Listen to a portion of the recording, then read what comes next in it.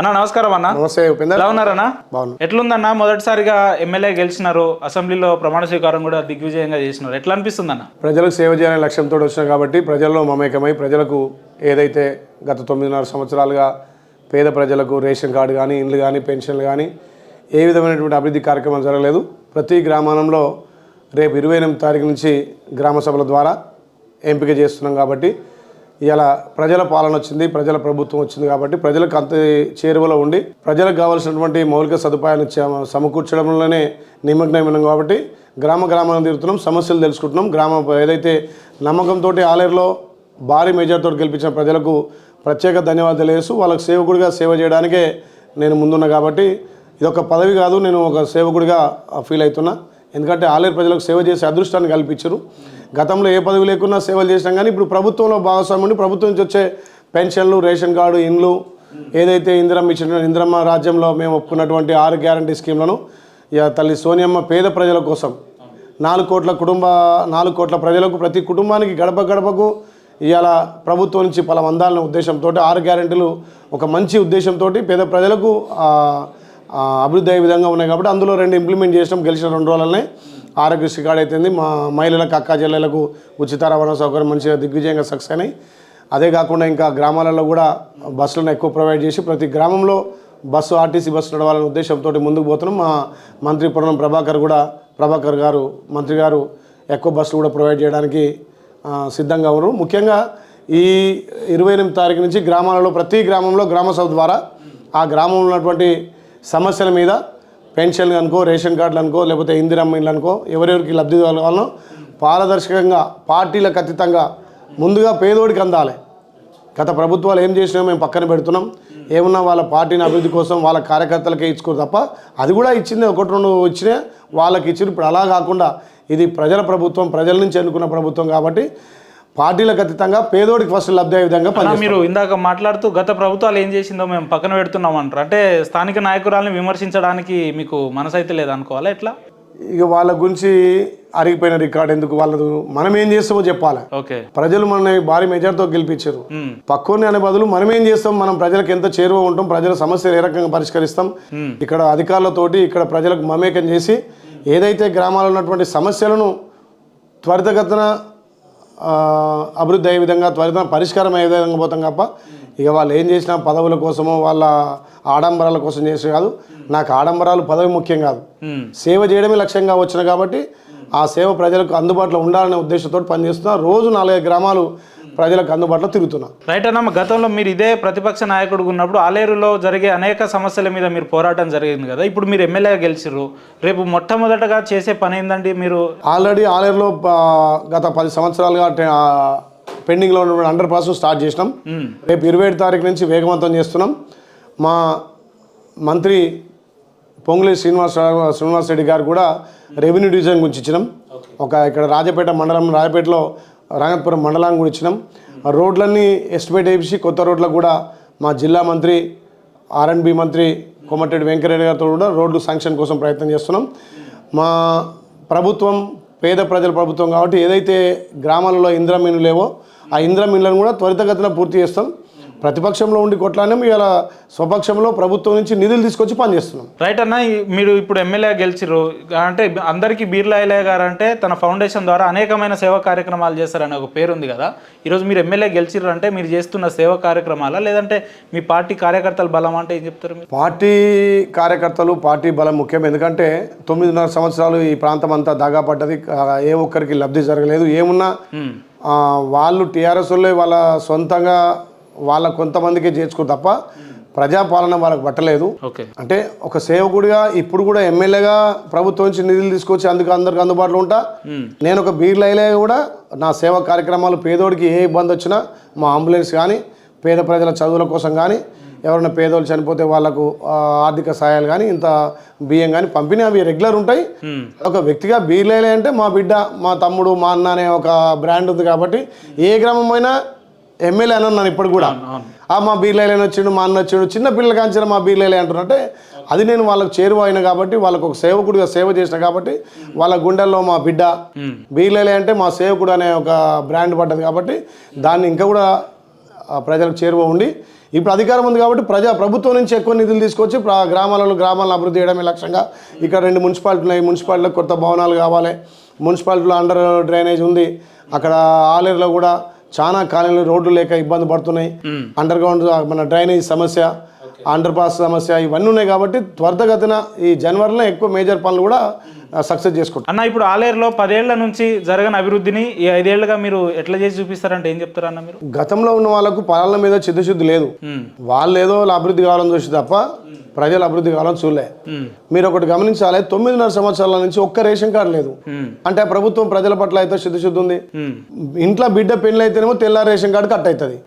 ఇంటికి కోడలు వస్తే 9.5 సంవత్సరాలు 5 సంవత్సరాల నుంచి ఒక్క రేషన్ కార్డు లేదంటే వాళ్ళకి ఏ రకంగా ప్రజల మీద విశ్వాసం ఉంది, ప్రజలకు ఏ రకంగా పనిచేయాలని చిత్తశుద్ధి ఉంది. అందుకే ఏమంటున్నాం అంటే మేము రేపు 28 తారీఖు నుంచే ఇది మన గ్రామ సభలు పెడుతున్నాం. ప్రతి వాడికి రేషన్ కార్డు రావాలా. రేషన్ కార్డు ఉంటేనే దాని నుంచి ఆరోగ్యశ్రీ ఉంటుంది. రేషన్ కార్డు అనేది కంపల్సరీ పేదోళ్ళకి రేషన్ కార్డు ఉండాలా. ఉంటేనే అదే కులమానం కాబట్టి ప్రతి ఇంటికి రేషన్ కార్డు ఇచ్చే కార్యక్రమం చేపడుతున్నాం. రేషన్ కార్డుతో పాటు పెన్షన్లు, ఇందిరమ్మ ఇండ్లు, ఇప్పుడు రేపు ప్రతి ఇంటికి మేము ఒక మహిళకు 2500 ఇస్తున్నాం. అదేదైతే బిలో పావర్టీ ఉన్న వాళ్ళకి అందరికీ కూడా ఇవ్వాలంటే రేషన్ కార్డు కావాలి. అందుకే ఇప్పుడు మా ముఖ్యమంత్రి రేవంత్ రెడ్డి గారు ఫస్ట్ రేషన్ కార్డుల మీద మన గ్రామ సభలు పెడుతున్నారు కాబట్టి దాంట్లో అర్హులంతా కూడా అప్లై చేసుకోమంటున్నాం. మేము కూడా గ్రామాన మాకున్నటువంటి కాంగ్రెస్ నాయకులు కూడా చెప్తున్నాం, ఏ పేదోడికి ఇబ్బంది కావద్దు. ఇది ఇందిరమ్మ రాజ్యం, పేదల సంక్షేమం కోసం వచ్చిన ప్రభుత్వం. పేద ప్రజలు ఎంతో ఆశతోటి 1000 కళ్ళతోటి చూస్తున్నటువంటి ప్రభుత్వం వచ్చింది. అలా ఆ ప్రభుత్వంలో పేదలకు సేవ చేసే అదృష్టం మాకు కలిగింది కాబట్టి ప్రతి కుటుంబానికి ఏదైతే అవసరం ఉన్నాయో వాటిని అన్నింటినీ కాంగ్రెస్ పార్టీ నుంచి సమకూర్చే అవకాశం మాకు వచ్చింది కాబట్టి పేదల కోసం పనిచేసే బాధ్యత నేను ముదానేసుకున్నా. కొత్తగా ఏర్పడ్డ మీ ప్రభుత్వాన్ని ఉద్దేశిస్తూ మీ ప్రత్యర్థులు మాట్లాడుతూ 6 గ్యారెంటీల అమలు అనేది అసలు సాధ్యం కాని అంశం అని చెప్పి మాట్లాడుతున్నారు. ఇది ఎంతవరకు కరెక్ట్ అన్న? సాధ్యం కాదన్న పని 2 రోజుల్లోనే 2 పథకాలు చేసినాం. రేపు 28వ తారీఖు రేషన్ కార్డులు కానీ, పెన్షన్స్ కానీ, ఇందిరమ్మ ఇండ్లు కానీ అవన్నీ చేస్తున్నాం. మేము ఒకటే అడిగినాం, మీరు 9 ఏళ్ళు చేయనటువంటి పని మేము 90 రోజుల్లో చేస్తాను మాట ఇచ్చినాం. మరి 90 రోజులు ఓపికలేనటువంటి వాళ్ళకు అధికారం పోతే జీర్ణించుకోలేని వాళ్ళు ఈ రకంగా మాట్లాడడం వాళ్ళ విజ్ఞతగా వదిలేస్తున్నాం. మాది పనిచేసే ప్రభుత్వం అని చెప్తున్నాం. మేము పని చేసుకుంటూ పోతాం. మేము మా పాలన ఎంతో 90 రోజుల్లో చూడండి. మీరు 90 రోజుల్లో మేము ఇచ్చిన గ్యారెంటీలు అమలు పరుస్తామని చెప్తున్నాం. ఒక్కొక్కటి ఇంప్లిమెంట్ చేసుకుంటూ వస్తున్నాం. 6లో 2 ఇచ్చినాం. మా అక్క చెల్లెలకు, మా తల్లులకు, మహిళలందరికీ ఉచిత ఆర్టీసీ సౌకర్యం ఇచ్చినాం. ఇలా ఆరోగ్యశ్రీని 5 నుంచి 10 లక్షలు పెంచినాం. ప్రతి హాస్పిటల్లో చెప్తున్నాం ఆ పేదలకు ఆరోగ్యం వైద్యం అందియాలని చెప్తున్నాం. రేపు 28 నుంచి ఇంకా పని స్టార్ట్ చేయబోతున్నాం. ఈరోజు మా ముఖ్యమంత్రి గారు కూడా ఏదైతే ఇచ్చిన హామీల మీద రివ్యూ చేసుకుంటూ ఏదేదో ఒకటి ఇంప్లిమెంట్ చేయాలని చూస్తున్నారు కాబట్టి ప్రతిపక్షాలకు అధికారం పోయిందనే బాధ, అదొక కుటుంబ పాలన. ఇవాళ మీరు మొన్న జరిగినటువంటి 6 అసెంబ్లీలు చూడండి, మాకు ఏ శాఖకు సంబంధించిన మంత్రి ఆ శాఖ మీద శ్వేతపత్రం ఇస్తున్నాడు. గతంలో వాళ్ళు చేసినటువంటి తప్పుల మీద, రాష్ట్ర ఆర్థిక వ్యవస్థ మీద, రాష్ట్ర విద్యుత్ మీద ఎన్ని అప్పులు చేసిరు వాళ్ళు.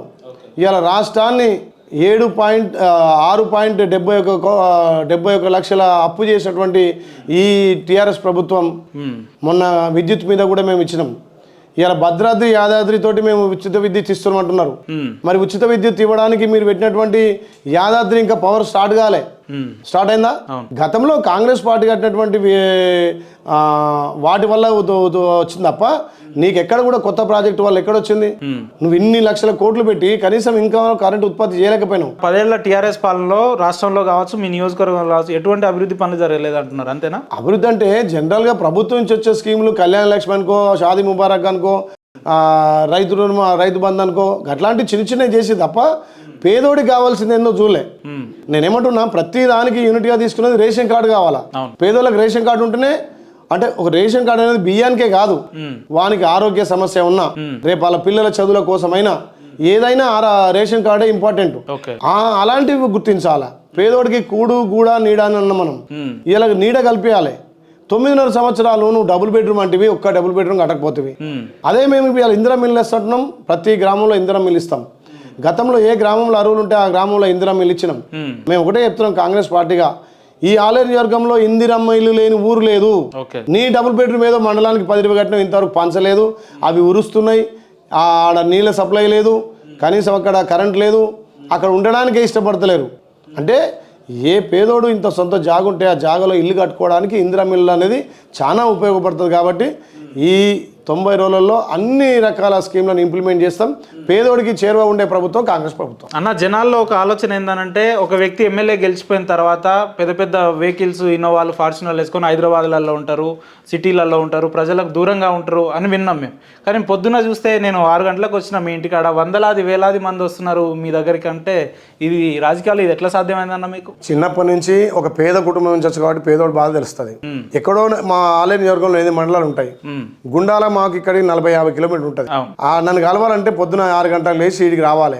అంటే అతనికి గంట సమయం పడుతుంది. అతను బండి ఉంటే బండి తీసుకొని రావాలి, లేకపోతే బస్సు ఎక్కి రావాలంటే 2 గంటల సమయం పడుతుంది. మరి అంత సమయం ఇచ్చి వచ్చిన వాళ్ళకి ఇక్కడ మనం టైం ఇచ్చి ఆయన బాధ అయిని ఆయన సమస్య పరిష్కరించి అక్కడ ఎంఆర్ఓ తోట లేకపోతే ఎండిఓ తోట అక్కడ ఉన్నటువంటి సమస్య ఏందో పరిష్కరించకపోతే పదవి వచ్చిందని ఎక్కడో జూబ్లీస్ బంజారాయిల్స్ ఉంటే పేద ప్రజలకు దూరం అయినట్టే కదా. ఇలా కొత్త కార్లు కొనుక్కునే ఉంటుంది. నేను కష్టపడ్డా వ్యాపారం చేసినా నాకు అప్పుడే ఎలక్షన్ల ముందే కార్లు ఉన్నాయి. ఏ కారు ఉన్నా ప్రతి గ్రామం పోతే వాళ్ళతో దిగి వాళ్ళ ఇంటికి పోతా, మంచిలు తాగుతా, వాళ్ళు ఇంత ఛాయ్ ఇస్తే ఛాయ్ తాగుతా, వాళ్ళ బాధ తెలుసుకుంటా, వాళ్ళు ఒక బీర్లైలేగా మమేకమవుతా. కానీ ఎమ్మెల్యే అని చెప్పి వాళ్ళు మాతాన్ని రావడం కాదు. ఇవాళ కొన్ని గ్రామాలలో టూరు, మండలాల్లో టూర్ ఉన్నప్పుడు ఆ గ్రామ సమస్యల మీద కొంచెం వస్తున్నారు. ఇక కొత్తగా మేము మా ప్రభుత్వం వచ్చింది, మా ఎమ్మెల్యేని గెలిపించుకున్నాం. ఏంటంటే ఈసారి జరిగినటువంటి ఎలక్షన్లలో ఎలాగ మీకు చెప్పిన మా బిడ్డ బీర్లేలే అని మా అన్న అని చెప్పి వాళ్ళు కష్టంతో కాకుండా ఇష్టంతో పనిచేసారు. అయిలే కాదు ఇక్కడ ఎమ్మెల్యే వాళ్ళు నిలబడ్డట్టుగా గ్రామ పంచాయతీ ఎలక్షన్లో ఎట్లయితే డోర్ టు డోర్ పోయి ప్రతి అమ్మను, ప్రతి అక్కను, ప్రతి చెల్లెను, ప్రతి తమ్మిని, ప్రతి తాతను అడిగినట్టుగా నా కోసం కాకుండా మా కోసమని వాళ్ళు ఫీల్ అయి చేశారు. కాబట్టి వాళ్ళకి ఆ ఉత్సాహం ఉంటుంది. ఇంకో 15 రోజులు కూడా ఈ క్రౌడ్ ఉంటుంది. ఎందుకంటే అందరూ నేను గెలిచినట్టు కాదు, ఇలా వాళ్ళు గెలిచినట్టుగా ఆ సంబరాలు చేస్తారు. కాబట్టి ఇంకా మా నియోజకవర్గం ఏమో 2,30,000 ఓటర్లు, సుమారు 2,70,000 జనాభా కలిగింది. కాబట్టి రోజు వస్తూనే ఉంటారు. నేను కూడా వాళ్ళకే చెప్తున్నా, ప్రతి గ్రామంలో వస్తా, మీ సమస్యలు తెలుసుకుంటా, మిగతానికే వస్తా. ఏదో ఆ ఎమ్మెల్యే కానీ ఒక పెద్ద పదవి కాదు, బాధ్యతగా గుర్తుపడాలి. గతంలో బాధ్యత లేనప్పుడే సేవలు చేసినాం. ఇప్పుడు బాధ్యత వచ్చాక ఇంకెక్కువ సేవలు చేయాలి కదా. సేవలు చేయడానికే పదవి తప్ప ఏదో కార్లు వేసుకొని లేకపోతే ఏదో కాన్వాయ్ పెట్టుకొని ఏదో తిరగడం అది నా దృష్టిలో అయితే కాదు. ఎమ్మెల్యే పదవి అనేది ఒక సేవ చేయడానికి వచ్చిన పదవి అనుకుంటా తప్ప, నేను ఆల్రెడీ ప్రజలకు అప్పుడు కూడా చెప్పిన, నేను నాయకుడు కాదు, నేను సేవకుడిని, సేవ చేయడానికి ఒక అవకాశం ఇవ్వమని చెప్పిన. అందరు నాయకులు మాట్లాడినట్టు మీరు మాట్లాడు. అందరి నాయకులను చూసిరు, నన్ను చూస్తున్నారు మీరు. నిన్న 7 ప్రోగ్రాం చేసిన, 3 చావులకు పోయినా, 3 కార్యక్రమాలు చేసిన. ప్రతి గ్రామంలో ఎక్కడ 10 మంది ఉంటే అలా సమస్యలు ఏం తెలుసుకుంటున్నా. నేను ప్రజల నుంచి వచ్చాను కాబట్టి ప్రజల సమస్యల మీద స్పందిస్తా తప్ప ఏదో హైదరాబాద్ ఉండాలి, జూబ్లీహిల్స్ ఉండాలి, లేకపోతే మినిస్టర్ కోట ఉండాలి. నాకు ఇక్కడ మా ప్రజలు ఎమ్మెల్యే గెలిపిస్తే మా పార్టీ కూడా సేవకుడిగా సేవ అందిస్తున్నారని ప్రభుత్వ విప్ కూడా ఇచ్చారు. ప్రభుత్వ విప్తో పాటు మాకు మినిస్టర్ క్వార్టర్ కూడా ఇచ్చారు. నాకు అసెంబ్లీలో ఒక ఆఫీస్ ఇచ్చారు. కానీ నాకు అవసరం లేదు. అంటే కొన్ని కార్యక్రమాలు అక్కడ మంత్రులతోటి కానీ అక్కడ ఉన్నటువంటి ప్రభుత్వ కార్యక్రమాల కోసం అక్కడ ఒక రోజు స్పెండ్ చేస్తాం.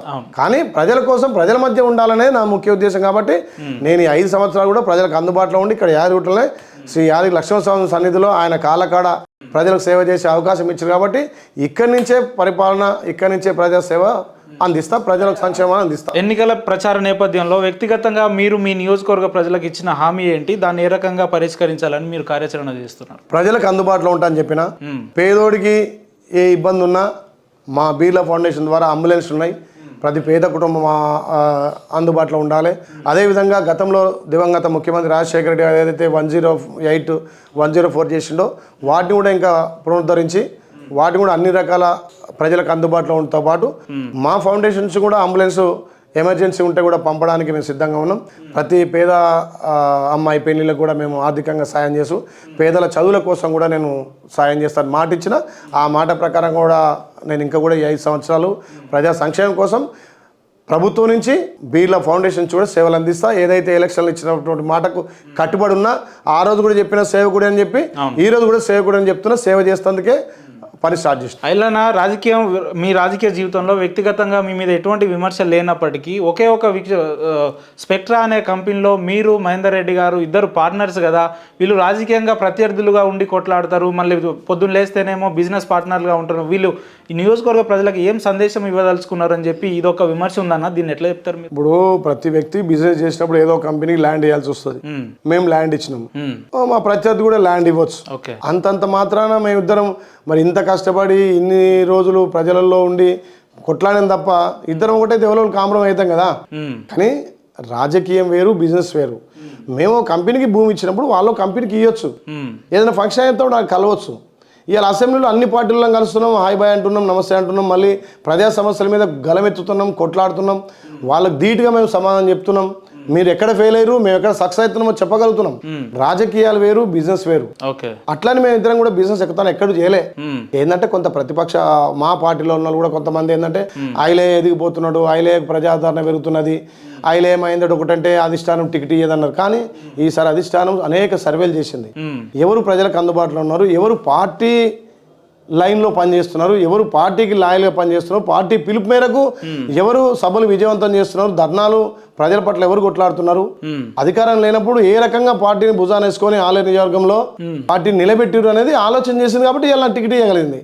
ఎంతమంది ఎన్ని మాట్లాడినా అందరు ఎమ్మెల్యే పోటీ చేయాలని చాలా మంది మా దాంట్లో కూడా ఉన్నారు. నాకంటే సీనియర్ నాయకులు ఉన్నారు, నాకంటే అనుభవం ఉన్నారు.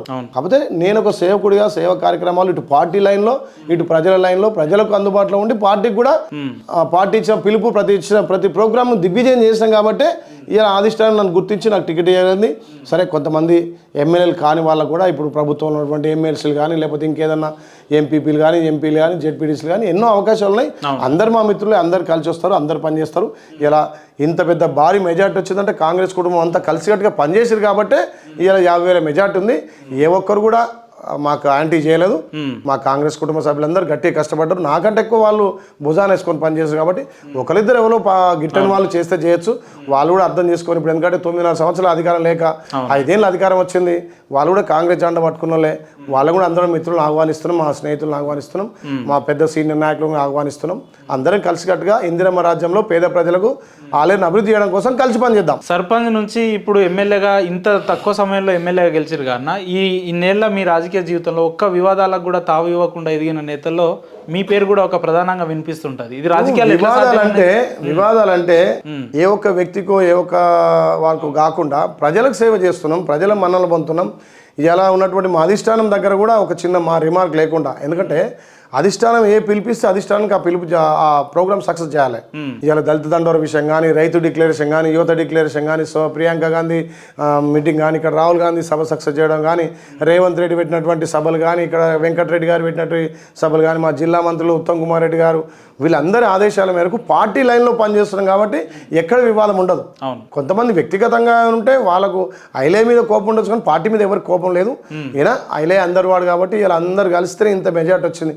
కొంతమంది గిట్టని వాళ్ళు పార్టీ మారారు, వాళ్ళ స్వలాభమో లేకపోతే వాళ్ళకు రాజకీయంగా భవిష్యత్తు కోసం మారిన వాళ్ళని కూడా పరిస్థితులు బట్టి వాళ్ళు కూడా మారారు తప్ప వాళ్ళు కూడా మేము దూషించట్లేదు. రాజకీయాలు అనేది ఎప్పుడు ఒక తీరు ఉంటుంది. రాజకీయం అంటేనే చదరంగం, ఎప్పుడు ఏం చేయాలి ఎప్పుడు ఏం చెక్ పెట్టాలని ఆలోచన చేస్తారు. కాబట్టి ఒకరొకరు నిర్ణయం ప్రకారం వాళ్ళు పార్టీలు మారి ఉండొచ్చు. పార్టీలు మారినా ఎక్కడున్నా వాళ్ళు కూడా ఐలే శ్రేయభిలాషులే, ఐలేకు ఒక వెల్ విషర్స్ వాళ్ళు కూడా. మళ్ళీ వస్తే పార్టీలో జాయిన్ చేపించుకుంటారా మీరు? ఇక వచ్చుడు పోవడం ఉండదు. ఇప్పటికే సముద్రం లాంటి పార్టీ పెరిగిపోయింది ఇంకా. ఎందుకంటే 9 ఏళ్ళు కష్టపడి సైనికులకు పనిచేసిన వాళ్ళు పోయిన వాళ్ళు పోయినట్టే ఉంటారు. మళ్ళీ ఎందుకు వస్తారు? ఇంకా వాళ్ళకి ఆ పార్టీలో 5 ఏళ్ళు అనుభవించాలి. వాళ్ళు కూడా ప్రతిపక్షాలు ఉండాలి కదా. వాళ్ళు కూడా ప్రతిపక్షం అంటే ఏందో తెలియాలి కదా. ఎప్పుడు అధికార పక్షం ఉంటే ఎట్లా? ఇవాళ ఇంత కష్టపడి ఓటుకి ఇంటికి పోయి తాతను అవ్వను మన ప్రభుత్వం వస్తుంది, మన ఇందిరమ్మ రాజ్యం వస్తుంది, మన సోనియమ్మ గ్యారెంటీలు అమలు పరచమని చెప్పి గ్రామానికి కనబెట్టినటువంటి కార్యకర్తలు, నాయకులు, లీడర్లు ఉన్నారు. మాకు వీళ్ళు సరిపోతారు, ఇంకెందుకు మాకు? అన్న సూటిగా మాట్లాడను అన్న, ఎమ్మెల్యే గెలవడానికి బీర్లా ఎల్లయ్య గారు ఎన్ని వందల కోట్లు ఖర్చు పెట్టింది? ఇప్పుడు నా తన 100 కోట్లు ఎక్కడివి? మహేందర్ రెడ్డి అన్నాడు ఏ వాతన పైలు ఎక్కడివి అని ఫుట్బాల్ తేలింది అన్నాడు. ఆయన తన పైసలే లేవు, ప్రెస్ వాళ్ళకి ఇస్తలేడు, వీళ్ళకి ఇస్తలేడు, ఆ చెక్కులు ఇస్తుడు అని చెప్పిండు. చెక్కులన్నీ బోన్స్ అయినాయట. మరి నా తన పైసలు ఉంటే చెక్కులు ఎందుకు ఇస్తా, బోన్స్ ఎందుకు అవుతాయి? నా తన పైసలు ఎక్కడివి? ప్రతి గ్రామంలో మా నాయకులు, మా కార్యకర్తలు వాళ్ళు భుజాన్ని వేసుకొని వాళ్ళు ఒక పూట ఉపాసం ఉండి అట్లా ఆ రకంగా ప్రచారం చేశారు. కాబట్టి ఇంత పెద్ద విజయం సాధించడం. పైసలు మాతాను ఎక్కడ కేసీఆర్ 100,000 కోట్లు ఒక్కొక్క కాన్ఫరెన్స్ పంపిండు. మాది 9.5 సంవత్సరాలు అధికారం లేకనే మేమే ఇంటింటి తిరిగి ఆ సేవా కార్యక్రమాలు చేసి మళ్ళీ ఇందిరమ్మ రాజ్యం వస్తే ఆలయ అభివృద్ధి అవుతుందనే ఉద్దేశంతో మేము ముందుకు పోయాం తప్ప వాళ్ళు ఒక్కొక్కరికి ఎంతో అమౌంట్ పంచిరట, ఎన్నో కోట్లు ఖర్చు పెట్టిరట. మరి ఎన్ని కోట్లు ఖర్చు పెట్టిరో ఏమో, కానీ మేమైతే ఇంటింటికి పోయిన దండం పెట్టినాం. అమ్మ, అవ్వ, అక్క, చెల్లె, తమ్మి అన్నం. వాళ్ళు స్పందించరు.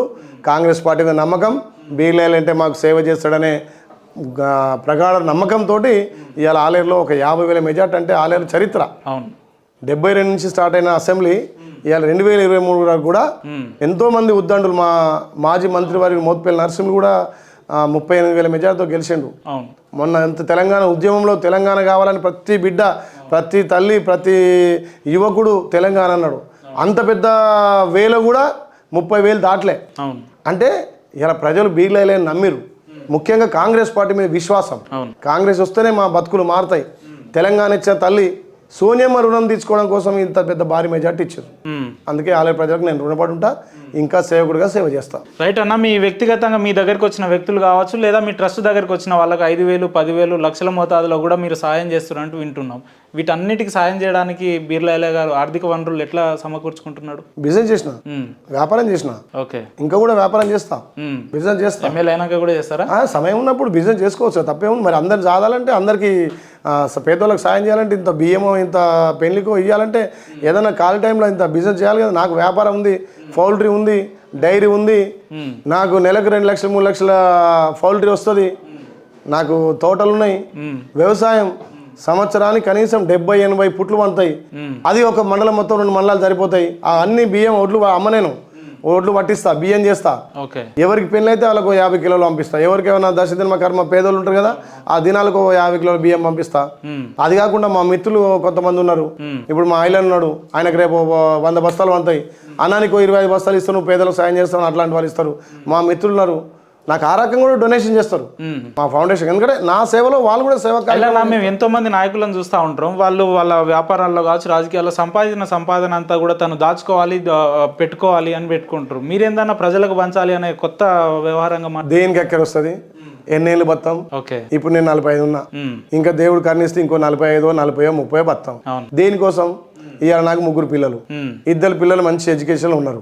పెద్ద ఆమె MBBS అయిపోయింది, చిన్న ఆమె బీటెక్ అయిపోయింది. వాళ్ళంతా వాళ్ళు బతారు. ఉన్నోడు నా చిన్నోడు, చిన్న కొడుకు. నాకున్న ఆస్తి వాళ్ళు చాలు. ఇంకా నాకు సంపాదన ఎందుకు? సంపాదించింది అందరు మా పిల్లలే కదా, మా తల్లులే కదా, మా అన్నలు, మా అక్కలు కదా. వాళ్ళు మా ఆలేరంటే నా కుటుంబ సభ్యులు. మరి నా కుటుంబం మంచిగా ఉన్నట్టు కాదు, వాళ్ళు కూడా బాగుండాలి కదా.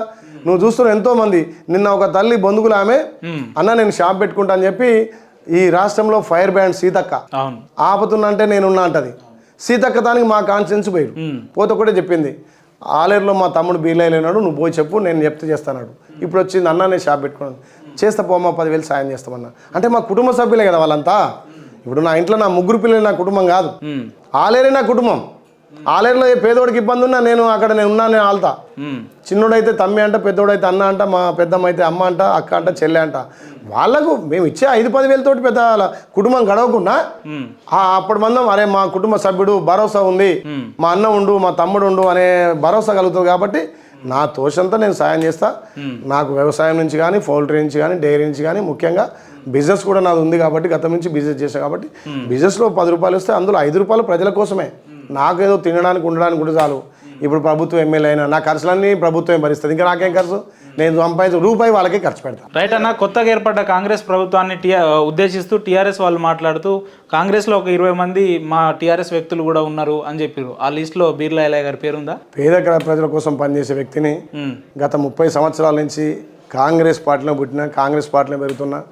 రేపు ఏదున్నా కాంగ్రెస్ పార్టీతో కాబట్టి ఎవరో పనుల కోసమో డబ్బుల కోసమో ఉపయోగపడడానికి పదవి కావాలి. ఇవాళ కొత్తగా గెలిచిన ఎమ్మెల్యేకు ఒక ప్రభుత్వం ఇప్పించింది మా కాంగ్రెస్ పార్టీ. ఇంతకన్నా ఏం కావాలి? ఇంకేముంటుంది? అయితే మంత్రి అవుతాం. మా ప్రభుత్వం రేపు ఆస్వాదించి మంత్రి కూడా ఇస్తుంది. ఎందుకంటే మా గొల్ల కుర్మల నుంచి తెలంగాణ రాష్ట్రంలో నేను ఒక్కనే ఎన్నికైనా. ఆ అవకాశం మా కాంగ్రెస్ పార్టీలో ఉంది. ఎవరు 100 కోట్ల కోసమో ఇంకా పదవి కోసమో పోతే, నన్ను నమ్ముకున్నటువంటి 2 లక్షల మంది, 2,30,000 ఓటర్స్ నన్ను దీవించారంటే ఇంతకన్నా ఇంకా అదృష్టం ఏం కావాలి? ఎవడన్నా బుద్ధి తక్కువ పార్టీ మారితే ఈసారి వాడిని నడి రోడ్లో ఉరిదీస్తారు ప్రజలు. ఎందుకంటే కాంక్షతోటి తెలంగాణ ఉద్యమంలో 60 ఏళ్ళ కళ, 1,200 మంది విద్యార్థుల బలిదానం, ఆత్మ గౌరవం, హైదరాబాద్తో కూడిన తెలంగాణ ఇచ్చింది తల్లి సోనియమ్మ. ఇది మన అదృష్టం. అంటే 60 సంవత్సరాల పోరాటం కదా, 1,200 మంది విద్యార్థుల బలిదానం కదా. మరి ఈ నమ్మకంతో గెలిపిస్తే ఎవడైనా నీతి తప్పినోడు పార్టీ మారుతంటే ఈసారి వాని చెమడలు తీస్తారు, నడి రోడ్లో ఉరిదీస్తారు. ఎవరు కూడా పార్టీ మారరు. ఇంకేముంటే అధికారం దాని కోసం ఉన్నటువంటి టీఆర్ఎస్ వాళ్ళు కొంతమంది కాంగ్రెస్లోకి వస్తారు తప్ప, కాంగ్రెస్లో గెలిచిన ఒక్కరు కూడా 5 సంవత్సరాలు కాంగ్రెస్ పార్టీలో ఉంటారు, పేద ప్రజల కోసమే సేవ చేస్తారు. ఈ ఇందిరమ్మ రాజ్యంలో సోనియా ఇచ్చినటువంటి 6 గ్యారెంటీలను ప్రతి ఎమ్మెల్యే, ప్రతి మంత్రి, ప్రతి ప్రభుత్వ విప్పు కష్టపడి పనిచేస్తారు. కాబట్టి ఇది ప్రజల పాలన. ఓకే, ఇది ప్రజాస్వామ్యాన్ని కాపాడి ప్రజల చేతాన్ని కాబట్టి పాలన. గతంలో ఉన్నటువంటి నిరంకుశ పాలన ఉండే, దొరల పాలన ఉండే, ఒక దొర పాలన ఉండే, దొర గడిలం బద్దలం కొట్టొచ్చిన పాలన. కాబట్టి ఎవరు కూడా అలాంటి ఆలోచన చేయరు. ఏంటంటే ప్రతిపక్షాలు అట్లా చూస్తుంటారు, వాళ్ళకి అధికారం ముఖ్యం కదా. ఇందాక నేను అడగాల్సిన క్వశ్చనే మీరు గుర్తు చేసి థ్యాంక్ యూ అన్న. మీరు దిగ్విజయంగా ఎమ్మెల్యేగా విప్గా ప్రమాణ స్వీకారం చేశారు. మంత్రిగా ఎప్పుడు ప్రమాణ స్వీకారం చేయబోతున్నారు బీర్లా ఎల్లయ్య గారు? మా అధిష్టానం ఎప్పుడు ఆదేశిస్తే అప్పుడు చేస్తాం. అంటే మీకు మంత్రి అవ్వాలని బాగున్నట్టు కోరుకున్నట్టుంది. అంటే ప్రతి ఒక్కరికి ఆశ ఉంటుంది. మా కులం నుంచి ప్రాధాన్యం లేదు. ఓకే, మన తెలంగాణలో గొల్ల కుర్మల నుంచి నేను ఒక్కనే ఉన్నా. గొల్ల కుర్మలు అంటే మేము అన్నదమ్ముల అనుబంధం, మేము ఇద్దరం ఒకటే సంబంధించిన. కానీ అలాంటి కులం నుంచి ప్రాధాన్యత లేదు, మాకు ప్రావీణ్యం ఉండాలి. ఇవాళ కాంగ్రెస్ పార్టీ కూడా అన్ని కులాలను, అన్ని వర్గాలను కలుపుకొని ఇవాళ ఉన్నటువంటి మంత్రివర్గం కానీ, ఇవాళ మా విప్లలో కూడా రేవంత్ రెడ్డి గారు ముఖ్యమంత్రి అన్ని కులాలు ఉన్నాయన్న. అన్ని కులాలకు ఎస్టీ కులం ఇప్పుడు ఒక గిరిజన కమ్యూనిటీకి సంబంధించిన ఒక మంత్రి శ్రీదక్క గిరిజనులే కదా. అక్కడ ఉన్నటువంటి ఇప్పుడు రామచంద్ర నాయకు ప్రభుత్వ విప్ అయిండు. ప్రభుత్వ విప్ ఈక్వల్ టు మంత్రి, క్యాబినెట్ ర్యాంకు. అవును, ఇప్పుడు మాకు మంత్రికి ఉన్నటువంటి ఫెసిలిటీ కల్పించారు, అన్నీ ఉన్నాయి. ఇంకా మంత్రి అంటే ఒక శాఖ, ప్రజలకు సేవ చేయడానికి ఇంకొక శాఖ కూడా మంత్రి ఉంటుంది. కాబట్టి ఆయన ఉన్నటువంటి మంత్రివర్గం అంతా మా అన్నదమ్ములు, మా సహచరులు. కాబట్టి మాకు శాఖ లేకున్నా అందరితో కలిసి పనిచేసి అందరం కోఆర్డినేట్ చేసుకొని తెలంగాణలో ముఖ్యంగా ఆలయాన్ని అభివృద్ధి చేయడానికి మాకు అవకాశం వచ్చింది. కాబట్టి మా కులం నుంచి ఏంటంటే ఒకరు మంత్రి ఉండాలనే ఉద్దేశంతో గొల్ల కుర్మలు అడగడం జరిగింది. అది ప్రభుత్వం ఆలోచన చేస్తుంది. ఇప్పుడు కాకుండా ఇంకా 6 నెలల ఆలయ నియోజకవర్గానికి మంచి రోజులు రాబోతున్నాయా? ఇప్పటికే వచ్చినాయి. ఇక ఇంతకన్నా మంచి రోజులు ఏముంటాయి? ఇప్పుడు క్యాబినెట్ ర్యాంక్ ఇచ్చినాక నేను అందరి దాకా పని చేసుకోవచ్చు, అందరు సమన్వయం చేసుకొని ఆలయాన్ని అభివృద్ధి చేయొచ్చు. ముఖ్యంగా శ్రీ యాదగిరి లక్ష్మణస్వామి సన్నిధిలో ఉన్నాం కాబట్టి ఆయన ఆశీర్వాదంతోటి ఆలయ ప్రజలను అన్ని విధాలు అభివృద్ధి చేస్తారని నమ్మకం నాకుంది. ఆయన ఆశీర్వాదం, ఆలయ ప్రజల దీవెనలు నాకు ఉన్నాయి కాబట్టి ఇంత భారీ మెజార్టీ వచ్చింది. దీన్ని నేను పదవిగా కాకుండా నాకు బాధ్యతగా, నేను సేవకుడిగా ప్రజలకు సేవ చేయడానికి మొదటి నుంచి మాట ఇచ్చిన ఆ మాట నిలబెట్టుకోవడానికే నిరంతరం పనిచేస్తాను. రైట్ అన్న, చివరగా మీరు ఎమ్మెల్యేగా ఇంత భారీ మెజార్టీగా గెలిపించిన మీ ఆలేరు నియోజకవర్గ ప్రజానికానికి సందేశం ఇవ్వాలి అని అంటే ఏం చెప్తారు మీరు? నేను ఒకటే చెప్పిన, ఆలేరు ప్రజలకు సేవ చేయడానికి ఒక అదృష్టంగా భావిస్తున్నా. ఆలేరు ప్రజలకు అన్ని విధాలు అందుబాటులో ఉండి ఎమ్మెల్యే లేనప్పుడు ఎట్లా చేసినా ఎమ్మెల్యే మీరు బాధ ఇచ్చారు కాబట్టి అప్పుడు నేను వ్యక్తిగతంగా నేను ప్రజలకు అందుబాటులో ఉన్నాయి. ఇప్పుడు ప్రభుత్వ పరంగా వచ్చే అన్ని లబ్ధిదారులను పార్టీలకు అతీతంగా ప్రతి గ్రామంలో పేదోడిని గుర్తించి పేదోడికి ఏం అవసరం ఉందో దాని మీద ఫోకస్ చేస్తాం. గత ప్రభుత్వాలు ఏదంటే వాళ్ళ కార్యకర్తలకు, వాళ్ళ లీడర్లకు ఏం చేసినారో తప్ప ఇప్పుడు కాదు. ఏ పార్టీకి అయినా కార్యకర్తలు కొంతమేరకు ఉంటారు, కొంతమంది ఉంటారు. కానీ పేదవాళ్ళు చాలా మంది ఉంటారు. గ్రామంలో ఉంటే ఒక 100 మంది ఉంటే అందులో 20 మంది ఈ పార్టీ, 30 మంది ఈ పార్టీ ఉంటారు తప్ప ఇంకా మిగతా మంది 50 మంది తటస్థులు ఉంటారు. ఆ తటస్థులకు కావాల్సినటువంటి మౌలిక సదుపాయాలు, ఆ తటస్థులకు కావాల్సినటువంటి ఆ గ్రామంలో ఉన్నటువంటి అన్ని వర్గాలకు ఏ రకంగా ప్రభుత్వం నుంచి ఫలాలు అందాలనే ఉద్దేశంతో ముందుకు పోయే నాయకుడే కరెక్ట్ నాయకుడు అవుతాడు. కాబట్టి కరెక్ట్ ప్రజానాయకుడు అవుతారు. ఇవాళ ఏ గ్రామం మా బిడ్డ బీలేలే అంటున్నారు. ముఖ్యంగా మహిళలు కూడా నేను రోజు రోడ్డు పోతున్నా మా బీలేలే అంటారు. అంటే ఆ రకంగా మేము ప్రజలకు చొచ్చుకోపోతున్నాం. పార్టీ ఒక ఎత్తు అయితే ప్రజల సంబంధాలు ఒక ఎత్తు, పార్టీ ఒక ఎత్తు. పార్టీ ఏం చేస్తుందంటే పార్టీ పెట్టినటువంటి మేనిఫెస్టో కానీ, పార్టీ డెవలప్ చేసే కార్యక్రమాలు కానీ, అది కాకుండా ఇక్కడ ఉన్నటువంటి నాయకుడు ఏ రకంగా బిహేవ్ చేస్తున్నాడు. ఇలా మీ ఇంట్లో పెళ్ళి ఉంది, హాజరైతే మా కుటుంబ సభ్యుడు వచ్చినట్టారు. మీ ఇంట్లో ఎవరైనా కాలం చేస్తారు. ఆపదలో ఉండాలి, సాపదలో ఉండాలి. ఆ గ్రామ సమస్యలు ఉన్నప్పుడు గ్రామ సమస్యల మీద ఉండాలి. అప్పుడే అక్కడ ఉన్నటువంటి నాయకుడిని గుర్తిస్తారు. కాబట్టి ఆ లక్షణాలు అమలుపరుచుకున్న ఇలా ఎమ్మెల్యే పదవి వచ్చినా, ప్రభుత్వం విప్ వచ్చినా, రేపు ఇంకే పదవి వచ్చినా ప్రతి పేదోడికి ప్రతి గడపకు పోయి నేను సేవ చేయడానికి లక్ష్యంగా పనిచేస్తాను. కాబట్టి ఆ రకంగా నన్ను దీవించారు. ఆ నమ్మకాన్ని నిలబెట్టుకుంటా. Thank you. రైట్ అన్న, మీ విలువైన సమయాన్ని మాకు కేటాయించినందుకు మీకు ప్రత్యేక ధన్యవాదాలు అన్న. రాబోయే రోజుల్లో మీరు మంత్రిగా ఉన్న తర్వాత కూడా మాకు ఇంటర్వ్యూ ఇవ్వాలని కోరుకుంటున్నాం అన్న. థ్యాంక్ యూ అన్న, thank you so much. Thank you Upender, thank you.